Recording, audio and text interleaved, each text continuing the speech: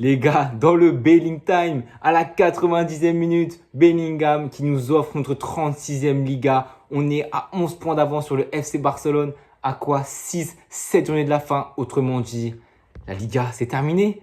On va remporter la Liga. On a remporté la Super Coupe d'Espagne. Maintenant, focaliser sur la Ligue des Champions et évidemment sur la Liga pour évidemment ne pas laisser trop de points non plus. Et essayer de faire le minimum de défaites possible. Franchement, les gars, c'est une saison incroyable de Bellingham qui nous sauve encore. Et pourtant, on a été mené 2 fois dans ce match, 2 fois. Et le Real Madrid, c'est dans l'ADN, c'est dans les gènes, c'est dans le sang. J'ai l'impression que ce petit Firmin n'apprend pas de ses erreurs. Il monte les cuissons, il imite Bellingham. Mais poto, tu n'es pas celui que tu penses être. J'ai l'impression qu'il ne connaît pas. Ils sont venus bras sur bras dessous après le but de Firmin. Ouais, on lâche pas le score. Ouais, nanana, dur ses appuis. Mais les gars, vous connaissez pas, c'est qui le Real Madrid. 2-1, Vasquez qui marque avec un but, avec un centre de Vinicius. Mais un centre magnifique de Vinicius qui rappelle clairement celui-là contre Manchester City. Quand il fait contre sur match aller, le centre sur Valverde, une reprise incroyable de Valverde. Là, c'était Vasquez, un peu plus excentré, certes, moins reprise de volée, mais Vasquez qui marque quand même le 2 partout. Et franchement, Firmin n'apprend pas de ses erreurs. Le Barça n'apprend pas de ses erreurs. Saison blanche pour le FC Barcelone. Troisième classico de la saison, troisième défaite pour le FC Barcelone. 4 classicos de suite, 4 défaites du FC Barcelone. Le 4-0, triplé de Benzema. Le 2-1 avec le doublé de Bellingham et la frappe incroyable et le but dans les derniers instants. Le 4-1 en Super Coupe d'Espagne avec le triplé de Vinicius. Et là, le 3-2 dans le Belling Time avec un but de Bellingham. Franchement, on a eu la maîtrise dans ce match. Il y a des trucs qui m'ont beaucoup moins plu. Notamment, je ne vais pas insulter, mais ces corners-là, ça m'a rendu complètement fou. Le premier mi-temps, à chaque corner, c'était situation très dangereuse. Il était très bien tiré par le FC Barcelone. Mais c'était une situation toujours très dangereuse. Et on s'est pris le but sur ça. Christensen, c'était au début de l'action. Une relance. Je ne sais pas ce qu'on a en ce moment à vouloir que Valverde fasse les relances. Valverde sans faire la relance. Au final, ça tergiverse. Est-ce que c'est lui? Est-ce que c'est Lunin? Au final, c'est Lunin, je crois, qui a fait même la relance sur Vinicius. Vinicius qui perd le ballon bêtement, qui veut faire une relance, repartir de derrière. Mais le FC Barcelone était bloc haut, clairement. Ils nous ont empêché beaucoup à la relance. Mais une fois qu'on passait ce premier rideau, on était beaucoup mieux. On arrivait à faire notre jeu. Mais c'était sur le premier rideau à passer et dès qu'on passait, il y avait beaucoup d'ouverture. Mais là, Vinicius passe complètement hasardeuse dans notre défense. Ça donne une passe, limite une passe décisive pour Lewandowski. Heureusement que ce bon Toni Kroos est là pour tacler. Ça part en corner et la corner très bien tirée. Je crois que c'est Gundo qui tire le corner sur une tête de Christensen. Mais Lunin qui sort, mais je ne sais pas ce qu'il a. Il a fait un match exceptionnel comme Manchester City. Je ne vais pas le blâmer pour ce match, surtout qu'on gagne à la fin. Mais franchement, une sortie très hasardeuse. Il a complètement mal lu la trajectoire de la balle. Christensen tout seul et Christensen qui marque. Et franchement, comme d'habitude, le Barça contre le Real, ça marque très tôt. On avait vu contre Gundogan, ça avait marqué très tôt, 6e minute. Là, ça marque, je crois, 10e minute. Mais heureusement qu'on a ce monsieur, Lucas Vasquez, qui s'est mis en cafou le temps d'un match. Il remplaçait Carvajal. Il a fait un match dantesque. Il a posé énormément de problèmes à Cancelo qui n'a pas su le contenir. Il a tellement pas su le contenir que Vasquez a provoqué un penalty. Erreur de jeunesse pour moi de Koubarsi qui laisse traîner sa jambe. Et évidemment, pour ce bon vieux Vriscard qui est Vasquez, évidemment qu'il va mettre sa jambe. Vasquez cherche le penalty, mais il y a penalty 100 fois. Évidemment qu'il y a le déséquilibre. Il va le chercher, mais c'est des penaltys à aller chercher. Vinicius qui n'a pas été très bon dans ce match, qui pourtant finit bien ce penalty. Et ça va un partout. Et Vasquez qui a été énorme dans son activité, dans son placement, les problèmes défensifs que Cancelo n'a pas été bon. Et c'est en partie à cause de Vasquez qui a posé énormément de problèmes. Même Rafinha n'a pas été très bon offensivement. Souvent bien contenu par Vasquez, il a pas fait grand chose, Rafinha. Et là, les gars, on va parler d'un problème qui est beaucoup plus général. J'ai vu des golemons sur Twitter qui ne comprennent pas. Ils disent oui, le stade du Real Madrid qui n'a pas la goal line, mais vous êtes tellement des golemons que vous ne savez pas que dans aucun stade de la Liga, il n'y a la goal line technologie. Et pourquoi dans une ligue qui est cotée à plus de 5 milliards d'euros, il n'y a pas la goal line? Parce que ce gros rat de Javier Tebas ne veut pas Khalas, il ne veut pas payer la goal line technologie, ce gros rat. Ce qui fait que ça coûte un but au Barça. Et non, parce qu'il n'y avait pas but. On a vu sur une photo de Canal+, je ne sais pas d'où il a sorti la photo, mais poto nous on prend. Déjà, il n'y avait pas but. Enfin, pour moi, j'ai dans la image que je vais vous mettre, c'est très hasardeux. Sur un angle de caméra, c'est Lunin avec son cul qui bloque l'angle de caméra, on ne peut rien voir. Sur un autre, pour moi, il n'y a pas but. Et sur un autre, j'ai l'impression qu'il y avait but. Au final, Canal+, nous sort une image où il n'y a pas but.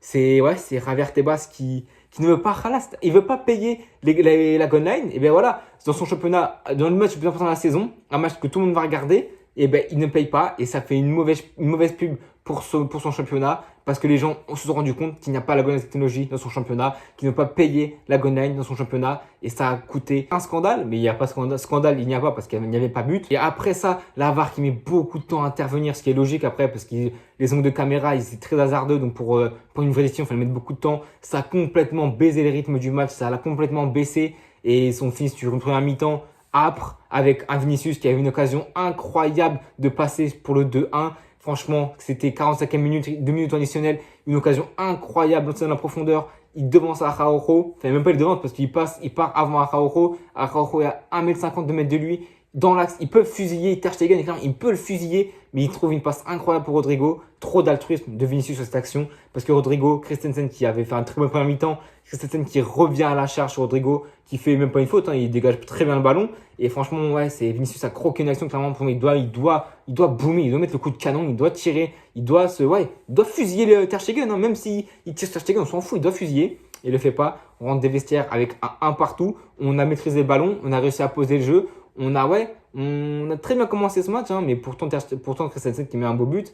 Le FC Barcelone avait vraiment des problèmes à la relance. Franchement, le peu de fois, enfin, il y a quand même eu beaucoup de ballons, mais quand ils ont le ballon, à la relance, ils avaient beaucoup le ballon, mais ils faisaient rien du ballon. Ça passait entre la défense avec Ter Stegen, mais ça ne trouvait pas les milieux de terrain, que ce soit De Jong qui est sorti sur blessure, le pauvre, franchement, ça fait de la peine, ça a été applaudi. On espère que c'est pas trop grave évidemment, mais ouais, l'image a fait de la peine. Mais De Jong, ça a été très compliqué pour lui dans ce match.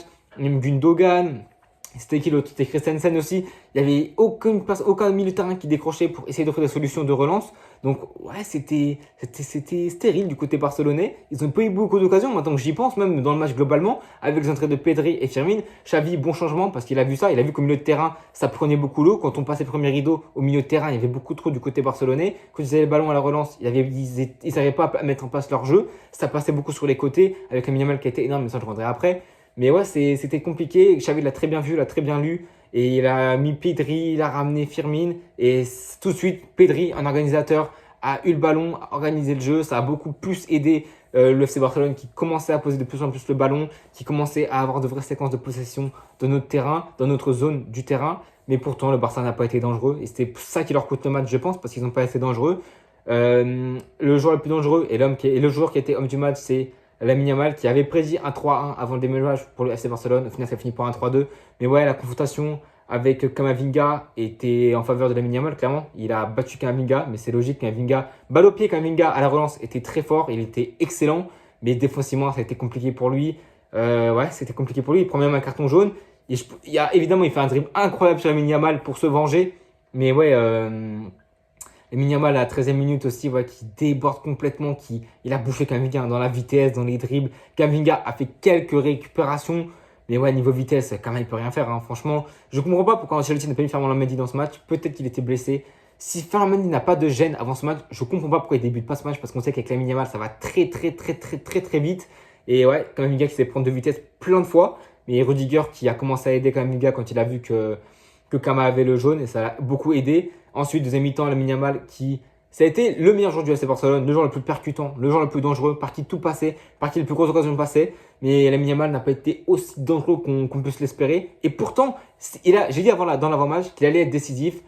J'avais prévu un 3-1 pour le Real Madrid, ça finit en 3-2. Mais j'avais prévu que Lamine Yamal allait être décisif. Je sais qu'il n'a pas marqué, mais il a été décisif. Une frappe, un beau renversement de jeu, franchement, de gauche à droite. On a tellement mal coulissé. Lamine Yamal était complètement tout seul. C'était Camavinga qui était complètement écarté de Lamine Yamal. Mais ça me rappelle comme le but de Vasquez. C'est Cancelo qui est complètement écarté, qui laisse le champ libre à Vasquez. Là, c'est pareil.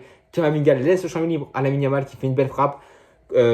Contrée par Lunin, dégagée par Lunin. Mais ça va sur les pieds de Fermin Lopez qui était là au bon moment, au bon endroit, qui fait le mec. Mais franchement, je voulais l'insulter à travers ma télé. Mais qu'est-ce qu'il fait le mec? Qu'est-ce qu'il est arrogant? Il va voir les supporters, il monte les cuissons, il imite Bellingham, il se casse la gueule. Franchement, qu'est-ce qu'il est arrogant. En plus de ça, 2 minutes après, Carvajal, je ne sais pas pourquoi je dis Carvajal, c'est Lucas Vasquez, qui, je crois que ça doit être 2-3 minutes après ce but de Fermin Lopez. Un beau renversement de jeu de Vinicius, franchement, sur côté gauche, qui met un énorme centre, un énorme renversement de jeu qui a pris à part toute la défense barcelonaise, y compris Cancelo, qui a été pris complètement à ras-bord, à contre-pied. Il a été mauvais dans ce match contre Celo, que ce soit défensivement ou offensivement. Le côté gauche barcelonais était quasiment fantomatique, invisible, que ce soit lui, que ce soit Rafinha, c'était fantomatique. Mais ouais, c'était Vasquez qui met un but incroyable, qui a été décisif sur les 3 buts de ce match. Il n'a pas fini homme du match, je ne comprends pas. C'était Lamine Yamal qui a fini homme du match. J'aurais mis Vasquez 1000 fois, mais il ne l'a pas été. Mais en tout cas, il a fait un énorme match ce soir et il nous permet de recoller au score de partout. Mais voilà, les changements de Carlo Ancelotti sont arrivés peut-être un peu tard parce qu'au moment du 2-1, il ne fait pas de changement. 70e minute, il n'y avait toujours pas de changement. Je me suis dit, non, 65e, il n'y avait toujours pas de changement. 70e, il n'y avait pas de changement. Je me suis dit là, quand Ancelotti. Après, il n'a pas beaucoup de bagages pour faire un changement. Mais au moins, Brahim pourra apporter l'explosivité. Et c'est ce qu'il a fait. Quand Brahim est rentré, c'est lui qui décide dans cette action du but de Bellingham. Il a été très dangereux, balle au pied, à la percussion. Il a mis beaucoup de dégâts. Ça a beaucoup cogité au niveau des défenseurs du Barça qui ont été globalement solides, à part Koubarsi qui a fait cette erreur sur le penalty de Lucas Vasquez. Mais franchement, la défense barcelonaise a été très solide, sauf Cancelo. Tout le côté gauche, Cancelo, Koubarsi n'a pas été très bon. Après, Araujo et Koundé ont été très bons. Mais Brahim, lui, balle au pied, a semé la pagaille, a semé la zizanie entre les lignes. Et c'est grâce à lui qu'on marque, hein, parce que franchement, tu le fais rentrer, balle au pied, il te fait un décalage sur Vasquez incroyable. Vasquez qui fait un magnifique centre, c'est un centre de Vasquez. Pour Bellingham qui, dans le Belling Time, vient clore les débats, vient clouer ce match, vient terminer ce match clairement et va nous offrir le titre à 11 points d'avance sur le Barça. Saison blanche du Barça, je disais en introduction de cette vidéo. Mais un Barça pas dangereux, c'est ça. Un Barça apathique, pas dangereux, qui a mis du temps à se chercher. Les deux équipes ont joué sur un faux rythme. On a remporté beaucoup de duels, 63% des duels remportés en première mi-temps. On a été très solide. On a eu une grosse semaine aussi, hein, que ce soit contre Mallorca, contre l'énorme match contre City. On a joué 120 minutes, 130 minutes, plus les penalties dans la tête, dans les corps. Ça a dû rester. Bellingham encore comme un chien qui a couru, qui a pressé, qui a fait des différences, qui a été énorme ce soir. Et ouais, ça... Vinicius un peu transparent, Rodrigo un petit peu transparent aussi, même si c'était pas le pire Madrilène ce soir. Kroos, Modric qui n'était pas dégueu. Surtout Kroos, surtout Modric. En fait, non, Kroos, Modric n'était pas dégueu. Vasquez, Valverde un peu transparent, même si ça allait. Globalement, on sentait que c'était pas notre meilleur match, clairement. On a laissé beaucoup de zèle contre City. Ça se voyait, c'était le moment pour le Barça de gagner, de rattraper leur honneur de ces 2 classicos perdus. Là, ça fait le 3e perdu cette saison. C'était le moment pour eux, je pense. On était sur les 3 confrontations, je pense que dans ce match, on a été les moins bons. Avec peut-être le premier, mais on n'a pas été très bons dans ce match. On a souvent joué dans un faux rythme. Clairement, le Barça pouvait nous inquiéter, nous poser quelques problèmes offensivement, mais ils n'ont pas fait. Honnêtement, je ne me souviens pas d'action majeure du FC Barcelone, hormis la frappe et les occasions, les corners, etc. Où, ok, ça aurait pu être un peu mieux négocié de notre part, mais pourtant le FC Barcelone n'a pas été incisif, n'a pas été transcendant et n'a pas été bon, tout simplement offensivement. Ils peuvent se mordre les doigts, ils viennent de perdre la Liga, même avec cette victoire du FC Barcelone, la Liga aurait quand même été pour nous avec 5 points d'avance, mais là, ils viennent de tuer leur chance de peut-être espérer une course folle pour la Liga. La Liga est remballée, la Liga est terminée et la Liga est remportée par le Real Madrid qui vont chercher leur 36e Liga. C'est assez fou. Je crois que le FC Barcelone ont 27 Ligas, je crois qu'ils ont 27, ils sont 2e. Et ouais, le Real Madrid qui encore est sur le point de faire une saison incroyable. Super Coupe d'Espagne, Liga, demi-finale de Ligue des Champions, éliminé certes en quart de finale de Coupe du Roi. Ouais, mais Bellingham, il y a un homme, Bellingham qui fait une saison incroyable, qui fait un match incroyable, qui recolle dans le classement des meilleurs buteurs avec Dovbyk.